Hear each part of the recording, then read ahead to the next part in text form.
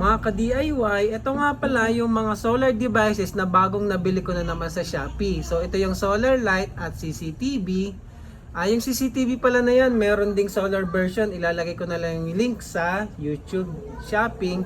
And then ayun pa, yung isang solar street light natin. Dalawa nga pala yan, kinabit ko kabilaan. So napakaliwanag na dito sa gabi.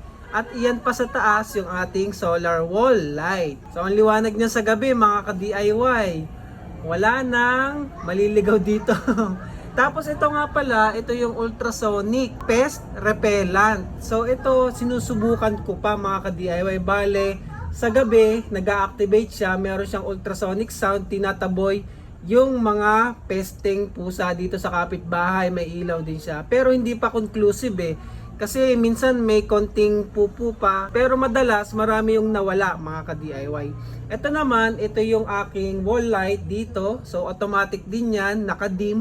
Pag lumapit ka, lumalakas siya mga ka-DIY. So ayan, lumalayo ako para makita nyo gano'n siya kalakas. Tapos, ito nga pala ulit yung ating street light. So ito siya sa close up kasi yung sa kanina medyo malayo So nabili ko lang din yan sa Shopee mga ka-DIY, murang-mura lang. Ilalagay ko na lang din yung link dito sa YouTube Shopping. Almost 3 months or 4 months ko na rin tong ginagamit. So okay na okay siya mga ka-DIY kasi hindi pa naman siya pumapalya for almost 3 months. Kinalawang na nga lang yung tornilyo.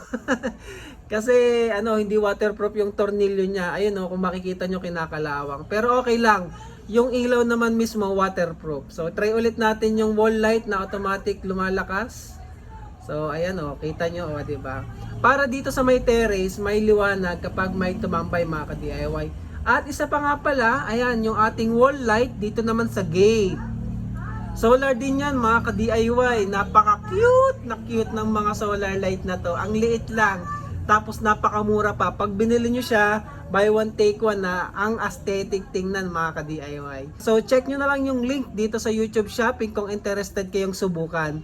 Sure na sure naman ako na working lahat kasi nga lahat nakakabit sa apartment na to mga ka-DIY. So yun lang, maraming salamat. Thank you for watching.